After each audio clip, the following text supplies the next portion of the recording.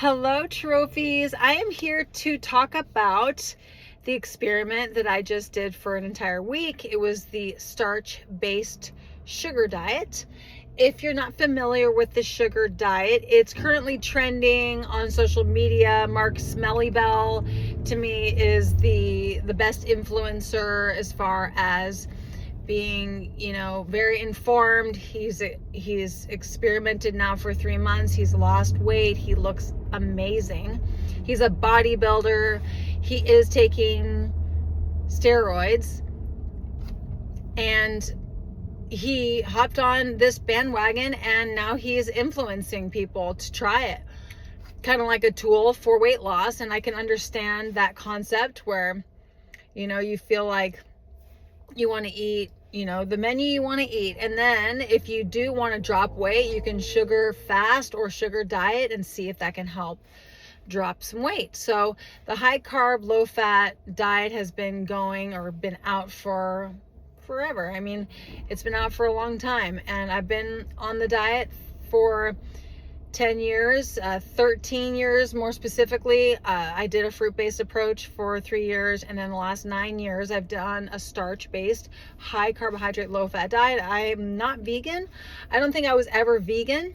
I didn't strip the animal, products or animal associated items in my house. I didn't, stop purchasing those things, and I incorporated meat several times a year, or several times a month, just depending on the phase and the season. But I was always moderate to low fat and protein and high carbohydrate, and I really approve of the starch-based approach. To me, the fruit presents so many problems to the extent where I think that the sugar diet, which is a fruit-based diet hidden behind the word sugar. The sugar diet is fruit juice, maple syrup, white sugar, and honey, candy if desired, and then maybe a starch and protein for dinner. That would be the sugar diet day, and then the sugar fast, eliminate the starch and protein dinner and just focus on the fruit juice, the sugars, and the candy. So that really is a fast. You fast on fruit, and then they are telling you to eat kind of wet fruit, like juicy fruit, rather than the starchier fruit or the dry. You want to focus on hydration, low calorie density, have the honey, maple syrup, and sugar to taste, and have as much fruit as you need for energy, for stamina, for a boost in the metabolism, and then juice as well. So this would be a fast, and then the diet would include the starch or the protein at night. Not vegan, it's lean protein, hopefully lean, because the idea is to get the fat low and the protein low, which has been the idea behind the high carbohydrate diet for decades. But now we have a new name and a new influencer. Mark Smellybell, to me, is the head influencer, even though there's others that have been, doing this menu for several months now. And I just think that Mark is the most sound influencer on social media. So I decided to hop on the bandwagon and check it out for myself. At first, I didn't think I was going to do that, because I'm like, I won't ever do the fruit-based approach again. I, had my experience with fruit. I was focused on bananas and dates, and, like the word unlimited and sugar and all the things back in 2013, and reversing metabolic damage and putting as much into my body as possible for maximum fitness, for maximum weight loss, and just got carried away. One day after the next, and then next thing I knew, literally 6 months went by, and I was 40-50 pounds heavier. It was not funny, but we are laughing. So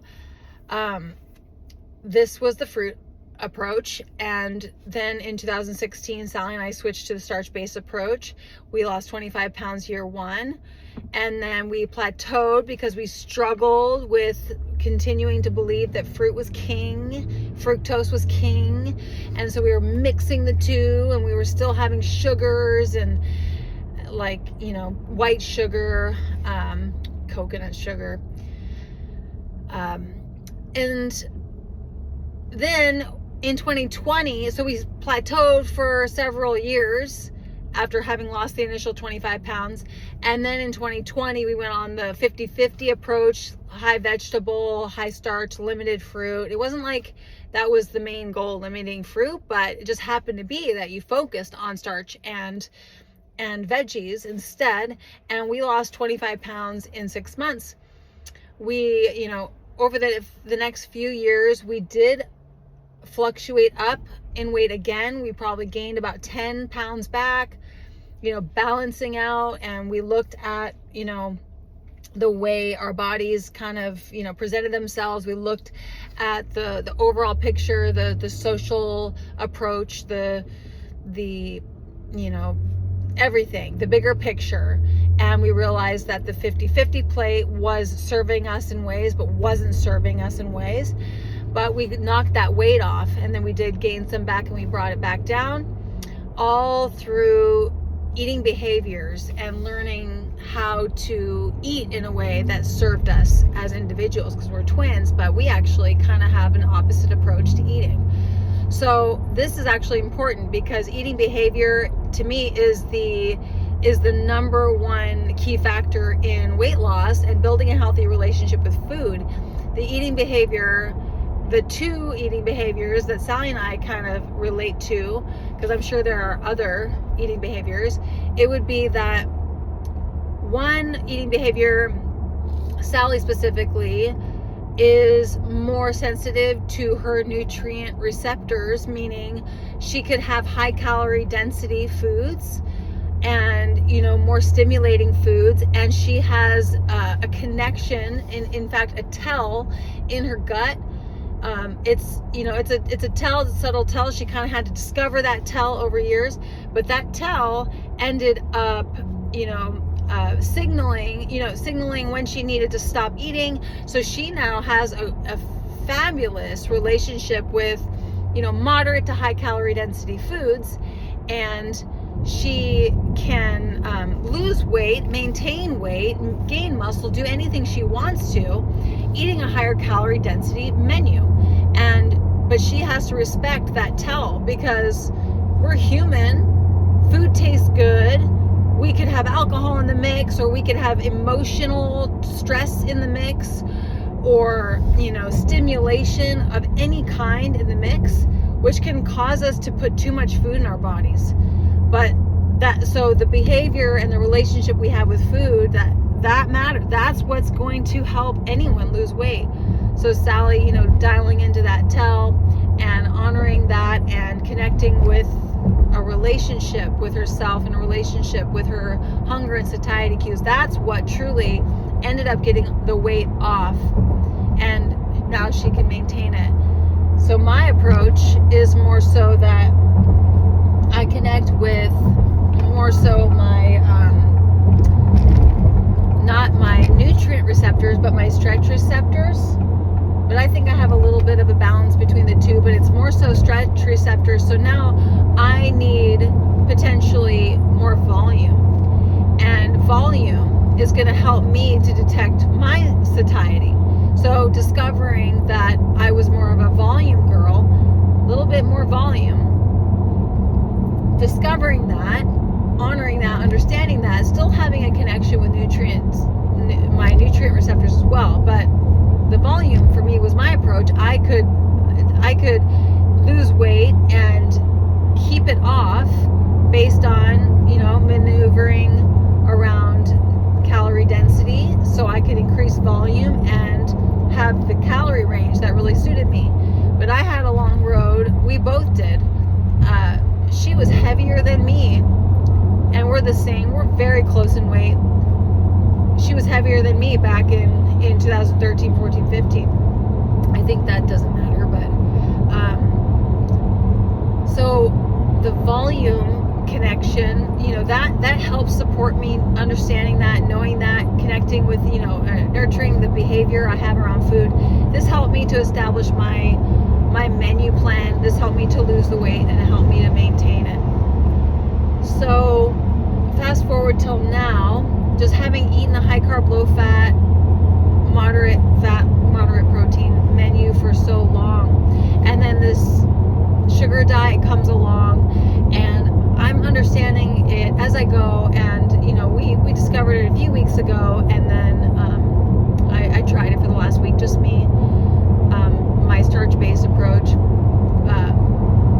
It occurred to me that this was strategic in many ways, and it was going to kind of heal or shift my relationship with food, with all foods, with the foods that are typically on my menu, the starches and the sugars, juice. What is my relationship with fruit? Some of you might be able to detect that. My relationship with fat and protein and salt and quantities and nutrients, all of it, fiber. So I can admit that, during my weight loss journey and my weight maintenance journey and my body recomposition journey, I have had belief systems around fiber and protein. And of course, I wanted the starch-based approach, maximum protein. I didn't even gravitate towards tofu and tempeh and seitan and protein powders at all. I gravitated towards the richer protein starches like whole wheat, especially. There's definitely a higher amount of protein in oats as well. And then like brown rice, I suppose, is a little bit more protein, just more fiber. So generally speaking, I noticed that I was more drawn to higher protein and higher fiber starches. And Sally would kind of be more so in the, I wanted to just be tasty, flavorful. She wanted to have it be, food. She wanted to eat food that her boyfriend was eating more so, and I was just kind of on my own journey, and she was on her own journey, and that's the way we had to do it. It was not, what we chose, it just chose us. But she was eating more, more a balance of refined starches more so than me, when I was kind of focused on the whole.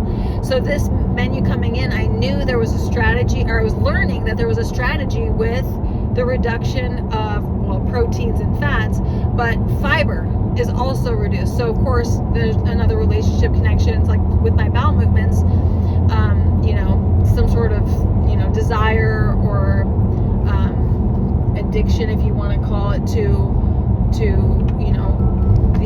the volume of my bowel movements, or what it means to have a certain size of a bowel movement, or what it means to have a certain amount of times I go in the day or in the week or whatever. The belief systems are all in there. Each and every one of us has belief systems connected to everything I listed and more. Hydration, food timing, food quantities, all the things. Veganism or not veganism, just, everything. And all the different sugars, maple syrup, white sugar, honeys. Like we think different things about these things. So I knew that, I discovered over a few weeks, that I had a lot that I could test myself with trying this diet. I knew that I would be tested, and I knew that there was strategy, and I was hearing about, how this reducing protein and reducing fats activates FGF21, the hormone that will help to improve or increase the metabolism, help to oxidize fat, help to regulate blood sugar. There's so many things that this hormone does. This hormone is so powerful, in fact, that it's potentially something that is the driving force behind people saying, okay, I'm willing to activate that hormone in the attempt to lose weight and, see what this menu is all about, because many people are trying the fruit-based approach. So with all the strategies and with the benefits and what they were describing that was going to happen with the fruit-based approach, I decided that there had to have been a starch equivalent.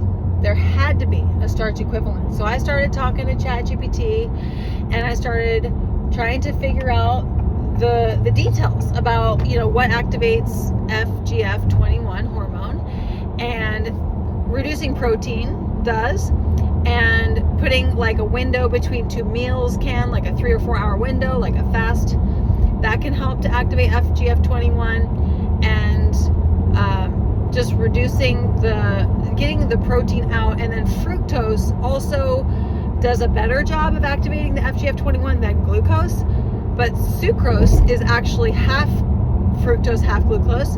So there's the sugars and stuff are mostly sucrose, and then we have juice and fruit that's fructose, and then we have starches that are glucose. So I'm asking ChatGPT, the difference between fructose and glucose. How significant are we talking when it comes to activating FGF21, fructose compared to glucose? And it's like, I can't say negligible, because that's not accurate. It's more potent to have the fructose. But this is what stands out to me, is that sustainability and satisfaction on a menu, it plays a bigger role than the potency of fructose on this hormone. So it would be like comparing weightlifting to rebounding. Rebounding is, full body, every single cell. There's hundreds of benefits. It is more sustainable, therefore it makes us more consistent. And it's safer, it's gentle, it's strengthening all the tendons, ligaments, cells, and joints and muscles, the fascia, the skin's tightening and lifting the skin. It does everything, but most importantly, it's the most sustainable exercise if we have a rebounder in our home, which means that the chances of succeeding with becoming, looking like a bodybuilder, transforming our body, the chances of succeeding are so much higher because of the sustainability of the menu of rebounding. This is why we're so excited about rebounding. We have extraordinary results, and the results just keep coming. We're recently just going to the gym, and I swear, I want to believe that they're looking at us. These people are looking at us, and we're on like a cardio machine, or we might be throwing around light weights, and they're going, how do these twins have so much muscle? They don't know about what we're doing. They don't know about the cell sizer, about rebounding. So the difference between the fruit approach and the starch-based approach is the same thing. Fruit is like weightlifting, and there's risk of injury, and there's risk of all these things. Not risk of injury with the fruit, but the fruit presents so many problems. First of all, the produce section is usually just, it's depressing, honestly. Green bananas, Mexico, not to say Mexico, oranges are bad, but like the whole produce department it's lower vibration than it could be. We could be in the tropics and everything is just glowing and orange and yellow and red and this color, like papayas, and the bananas are perfect, and everything is just absolutely in its most rich, high quality, high sugar state, picked at the perfect time.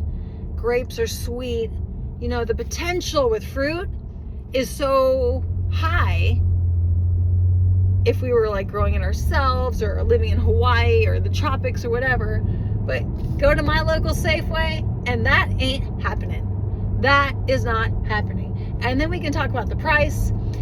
But what the most important thing is quality of food, and whether or not someone switching to the sugar diet is going to stick with it, is going to understand that the fruit, the fruit hype will last so long, and then you end up in that produce department and you're shaking your head going, I can't do this anymore. I can't live my life following a protocol that has me cold, eating smoothies, paying hundreds of dollars every week on little cases of blueberries and raspberries and watermelons that are not in season or out of season, or melons, apples, oranges. I mean, this is just my experience and my opinion. I came from a fruit approach for 3 years long ago, and to this day, I just can't seem to make fruit happen. I just can't seem to find the sustainability in fruit. And now let's switch to starches, and let's talk about the sustainability of starches. First of all, warming foods, bread and cereal, hot cereals, potatoes. I mean, does it get more satisfying than potatoes? And bread and cereal and rice and oatmeal. And then there's so many things that we can make from these grains and from these starches, like, fries or baked potatoes or mashed potatoes, bread or rolls or flatbreads and pita breads. We can do cereals, like dry cereals with, a light almond milk with some added sugar. We could do hot cereals like cream of wheat, cream of rice, corn grits. Corn grits can go into a savory direction. And the list goes on and on and on with starches. Rice is, so versatile. We can make rice dishes and do many different styles of cuisine. And rice is healthy. And I need to go back to the fiber and protein. So what I was doing before, focusing on the protein and the fiber, now I realize I want the fiber and the protein and the fats low. So I embarked on a new mission to challenge my beliefs about fiber and protein and see what would happen. So I went on the equivalent diet, my opinion, the equivalent starch-based sustainable approach, focused on wet starches, aka wet fruits. This is the way it goes for the sugar diet. Wet starches, such as cream of wheat and rice and potatoes. And then I'm definitely prioritizing a slice of bread or 2 or 3 every day, plus cereal, dry cereal. I made rice pancakes the other day. They were amazing. And I'm eating low protein, low fiber starches now. And my bowel movements they've only just gotten smaller in volume. They're not tiny, but they're not as big as they used to be. That's the only difference. Reporting live from Trophy Steffi, she has overcome her belief and her fears about proteins and fiber specifically when it comes to the bowels and when it comes to satiation. Because guess what happens to be the most satiating food now that I'm eating? It is sugar. It is the honey, the maple syrup, the white sugar. These foods, of course, potatoes are satiating. Of course, rice is satiating. Bread, so satiating. Cereal, filling me up. But I am finding that the sugars alone, juice, mochi, I'm having mochi every day, adding some sugars as I desire, 1, 2, maybe 3 tablespoons, and I'm respecting sugar. I'm discovering how much I can tolerate. If I just hit a big workout, I might be able to hit up like 2.5, 3 tablespoons of the sugar. I'm lumping maple syrup, honey, and white sugar all into one food group, sugar. Molasses, 2. I could maybe hit up 2.5, 3 tablespoons, but if I didn't come off of a workout, I'd better just have 1.5, 1 to 2, because for real though, sugar it's almost like as stimulating as caffeine, and it can give us too much stimulation. It can put me in a little bit of an overdrive. But when I hit it, and I hit that sugar amount perfect, I don't get that overdrive, and I am satiated. And it is a phenomenal experience. My mood has elevated because I had room for improvement with my mood. I also have room for improvement with my sleep. And whether you think that that means I was sleeping poorly or I was always in a bad mood, it just got better. And I still have room for improvement when it comes to my nervous system. And there are other factors at play with my nervous system. I have a habit of tensing up my body because I am a flexing master. I jump instead. I flex instead. I'm a flexing master. And I have built up a habit of just holding tension in my neck and in my shoulders and even in my jaw, and just happen to wire in a little bit more tension. So I notice that I'm tense. I notice now more that I'm tense here and there, more so than I could be. I could just be more relaxed all day in my body, more physically relaxed, which would send signals of safety to my body. I also noticed that I don't do enough just normal deep belly breathing. I kind of just still nose breathing for the most part. I kind of still just breathe a little bit shallow, which sends my body signals that I'm not safe. So this is my journey. I have a nervous system journey. I slipped into a little bit of a funk with my nervous system in between 2018 and 2023. I had dizziness associated. So I just have a little journey going, and definitely, this new starch-based sugar diet, came to me in perfect timing so I could explore and see how this can improve my nervous system as well.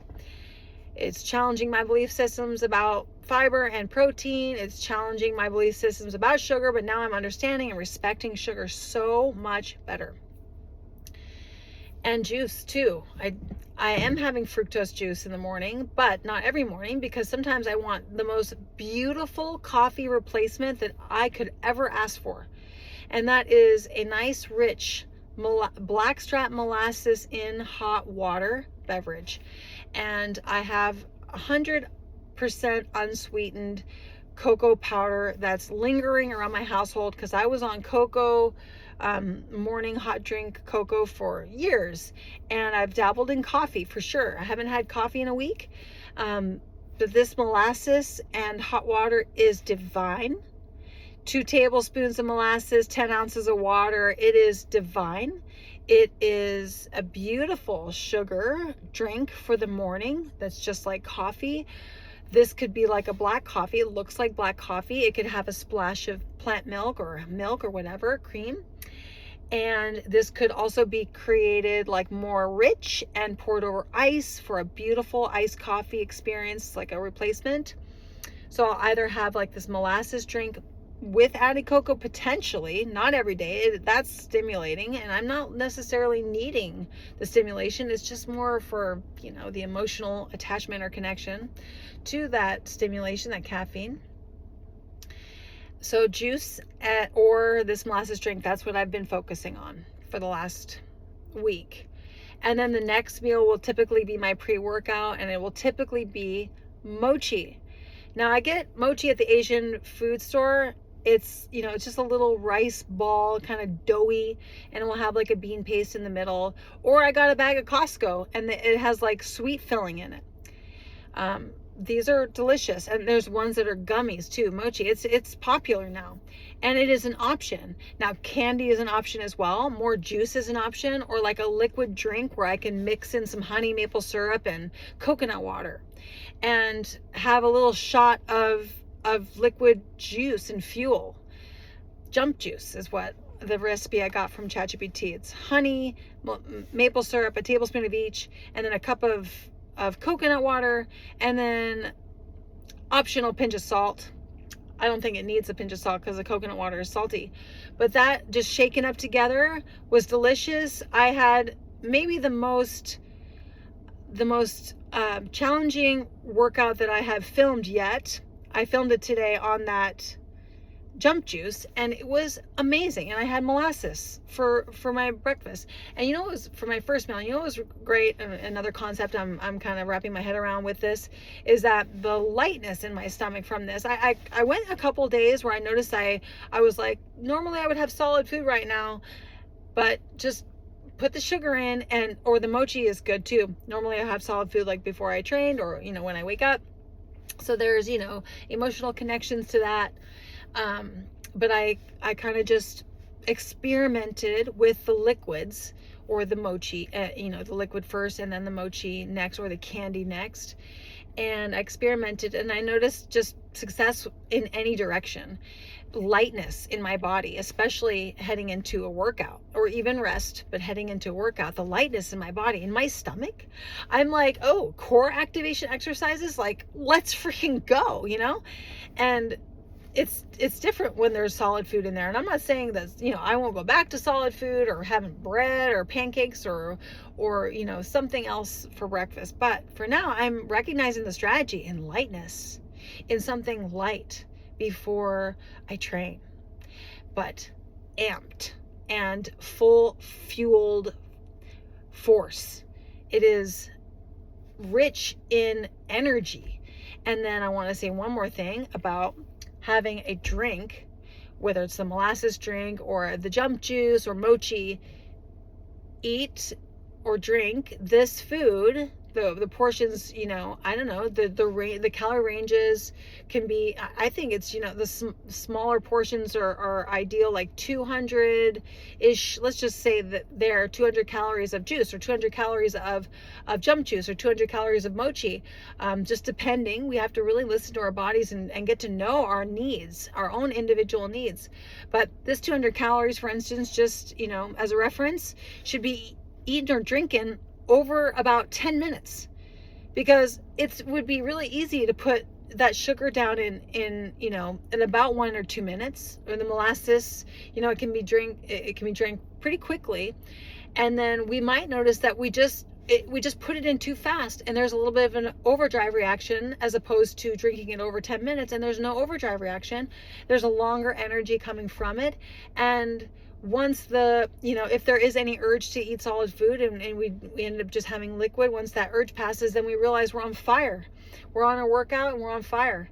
And it's only getting better from here, because the mood is at the top. It's so good. And this is what I'm hearing on social media constantly, is everybody's mood's just going boom, bing, bang, bing, buck, boom, buck, bam, up to the top.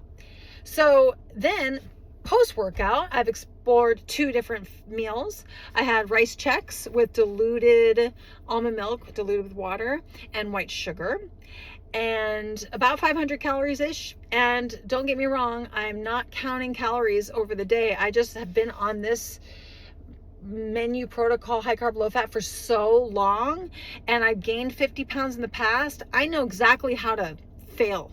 And going all in and disregarding what I typically need each day, that's how I fail. Even though I want to, explore quantities and explore getting to know my satiation and hunger signals a little bit better. That might not be sticking to the same portions every time, but I know myself well enough, which is great. And we all need to get to know ourselves on that level, especially if we're going to lose weight and maintain it and have a trophy body. So post-workout, I explored cereal, just that one type of cereal so far. And I also had rice flour pancakes. So same thing. It was made with salt, very simple recipe. Rice flour, water, a pinch of salt, mixed together and made into pancakes. No oil necessary, because this doesn't stick to the pan. A little bit of honey or maple syrup on these pancakes.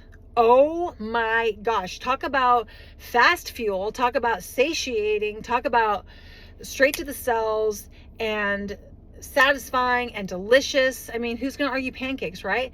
And I could have a low fiber, low protein wheat as well, like white flour, you know? If this is just a debate between glucose and fructose, we're in the carbohydrate family. We're in the lower protein. Fructose is lower in protein. But we're in the carbohydrate family. We're in the low protein, low fat family.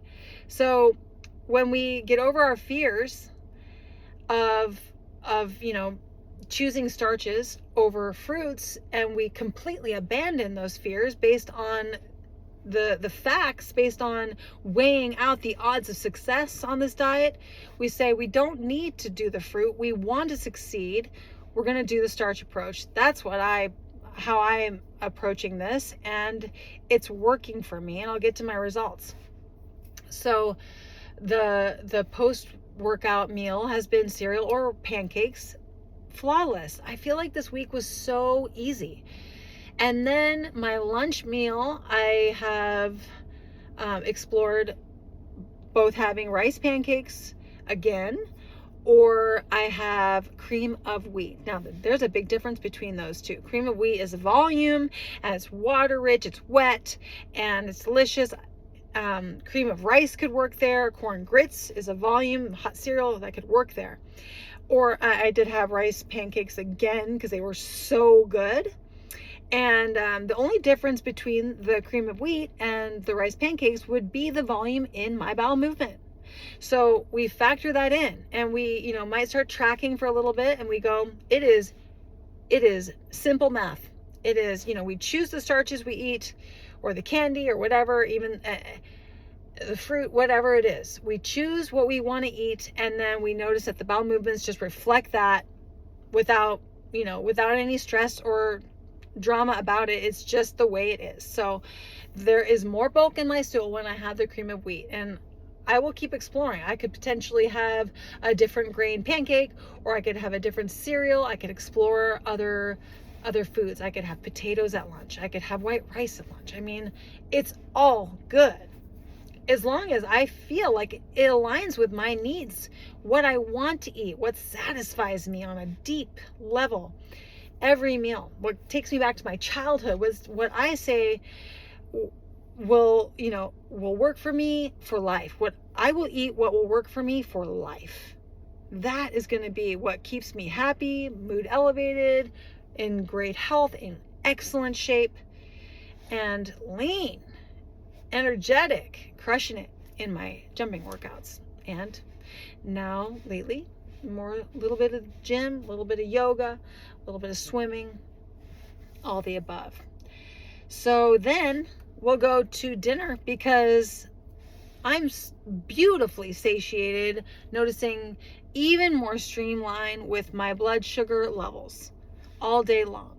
Doesn't mean I don't have any bites of food between meals. Sometimes I will, but I'm also drinking water, about 4 liters a day. That's the goal. Maybe less, maybe more. The goal is to not force water beyond my thirst, and it's to not forget to drink water. Okay. So dinner, I've experimented a little bit. The starches that I have focused on, I didn't mention, I always have a slice of bread with my cream of wheat at lunch if I have cream of wheat. Okay. Just wanted to say that. Because at dinner, I'm also having a slice of bread, because bread is life, staff of life, white bread, okay? A slice with honey at lunch, with a little bit of garlic salt at dinner. I even had a little bit of margarine on it. I'm like, I don't know if there's any fat in my diet. I think that starches are actually lower in fat than fruit. So maybe a little higher in protein, but they're lower in fat than fruit. So I'm looking at such low fat all day long that a little bit of plant butter on my bread has me feeling at my happiest and healthiest, and at my most successful feeling. Okay. So For dinner, I've been rotating between white rice and potatoes and corn grits for dinner and a slice of bread. Typically, not every single night necessarily, but typically a slice of bread. And the potatoes, I try to eat, a big volume of it. The white rice, I try to match like a typical amount of calories that I'll need, because white rice it's satiating. We will need to, in order to lose weight, we will need to eat the amount that makes us so happy, peaked out, energetic, feel awesome, be able to get off the couch after we eat, maybe even start to move our body because we're not just sitting there like a slug. Maybe, and I don't do this every meal, but just, being capable of stepping on my rebounder and health bouncing, as opposed to not being capable. I'm so full. The goal is not to burn off energy after meals, but the goal is to feel good, happy, energized, alive, activated after we eat.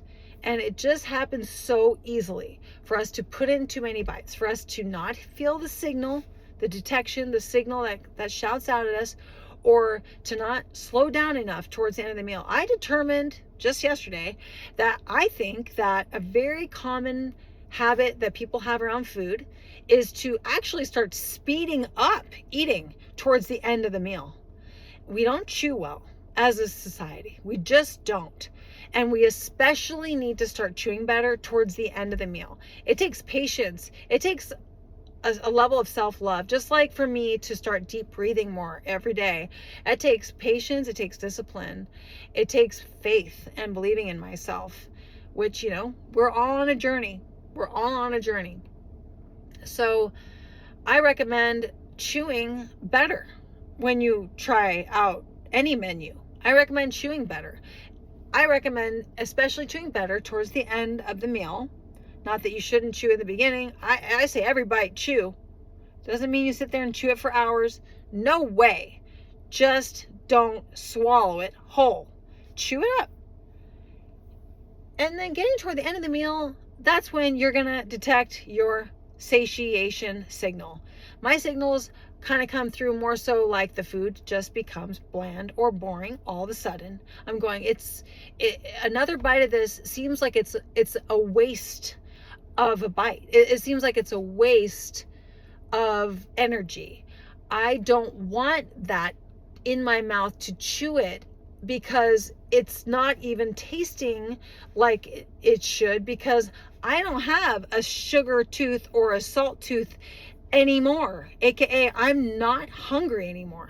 There might be a 5-minute window where I'm going, I'm unsure, and then after that 5-minute window I go, oh my God, had I put more food in my mouth, I'd have been double stuffed like an Oreo.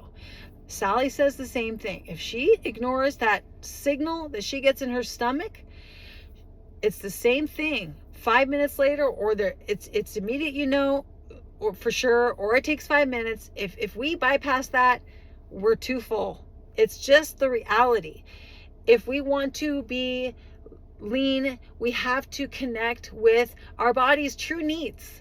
And we can override those true needs on so many emotional levels, on social levels, on belief levels. We can override our needs, but our bodies only need so much, and we need to connect with that amount. And that's the amount we're going to thrive in. It's the amount that we're going to reach our goal in, whatever our goal is. Hitting that amount will help us to lose weight. Hitting that amount will help us to gain muscle, meaning if individual goals or all of the above. Hitting that amount will give us the best digestion, the clearest skin, the best moods. How many times have you ever overeaten and now you're pissed and you're not in a good mood? How many times have you undereaten and now you're cranky? Or you're, hungry and you're cranky? We want balance. We want balanced blood sugar. We want to feel balanced after we eat. We want to have freedom in a high carbohydrate, low fat, low protein menu. We want to have hot foods. I personally don't feel like I gravitate toward fruit in any quantities, which might be a downfall. I could have a serving of fruit, a day if I wanted to, if this was to serve my health and my longevity. I'm not going to argue that. I could. Oh, I didn't mention I also have some veg at night. If I do, I'll have some sprouts. I just go straight to the sprouts. And you know why? Because I'm growing it myself. It's just too easy. So I have like seeds in a bag, and then all of a sudden I've got these gorgeous sprouts. And these sprouts are lovely. They're broccoli sprouts. I'm sure alfalfa sprouts are good and all the kinds. And they're just perfect. They're light and easy to digest. And all this bulk and volume of veggies that I used to eat, it worked, it served its purpose, but I'm over it now because I want easy digestion.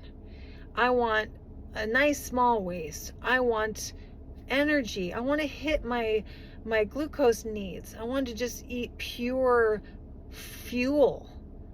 And I love starches for that pure fuel. I love sugars for that pure fuel. And fruits to me are a little bit like this because we can't determine the fuel, the sugar value of the fruit, the ripeness, the texture. There's just, everyone should probably try the fruit approach at least once. And, just don't get afraid of starches. That's just my suggestion. Just don't. They're saying that starches are not as effective as fruit. Yeah, and weight training will get you this type of shape, this type of strength, this size of muscle, when rebounding gives you a different look. It gives you a different shape. It's just different. It's not, better or worse. It's different. So fruit versus starch, they're just different. Try them both if you're interested. So I really hope that answers all the questions I got on Instagram. And I am going strong. And then I'll now tell you the weight loss results that I got. 3 pounds came off the scale in 1 week for me. But this was not just black and white, like 1 pound, 2 pounds, 3 pounds. Weight does this. Salt plays a role. When it comes to the starches, I'd say we can't go ham on salt unless we are okay with our body holding on to water. I'd say we need to learn in a starch-based, high carbohydrate, low fat, low protein approach. We need to learn how to have salt to taste, meaning we don't go aggressive on salts, just like we don't go aggressive on sugar. You'll notice that the salt quantities, if you have just the right amount, kind of a moderate salt amount, you'll notice that the scale is lower or you're leaner the next day. If you go higher on salt, you will hold water, more water. Doesn't mean eliminate salt. Oh, hell no. You just notice that if it's a high salt dinner, oh well. But if you can moderate your salts, you're good to go. You're good to go. So 3 pounds were fluctuating. Eventually it was, 3 days. And then I saw on day 6, I saw 3 pounds dropped. Day 7, a pound back up. So what, water, fat, I'm not even going to begin to pretend that I know. But I feel leaner. I feel like I'm recomping. I feel stronger. My mood is better. My energy is better. I am more cracked out, energized during my workouts. My sleep has improved. I'm still working on it. I'm still trying to improve the bottom line for me, which is a happy nervous system and a happy body. So that is the rundown. The starch-based sugar diet rundown. If you're looking for more information about it, you can reach out to me on Instagram at TrophySteffi. And we are here on this YouTube channel, my twin sister and I, and we run, you know, a membership, and we have routines dropping weekly in our membership. We jump on many trampolines and we look amazing. In case you don't know how muscular we are, this is just the beginning of it. And do you ever even see girls that lift weights with shoulders like that? Because lifting weights is not as efficient as jumping. Just saying. Just like starches compared to fruit. Okay, y'all. Lots of love, and we'll see you in the next one. Thanks for your time. 50 minutes, but I got everything out and I'm not done. It's on. I am loving it, and I'm gonna find my balance with fats. I'm gonna find my balance with proteins. Oh God, I forgot to mention it. 2 nights out of the 7. One night I had salmon, the 3rd night, and then the 6th night I had tofu. And okay, so that was that. I will be incorporating proteins as I go, as I need, as I desire, and fats as well. Lots of love. Please ask questions down below or ask questions to me at Trophy Steffi. We'll see you in the next one, and I'll be around because I am sticking with this protocol. Talk to you soon. Bye-bye.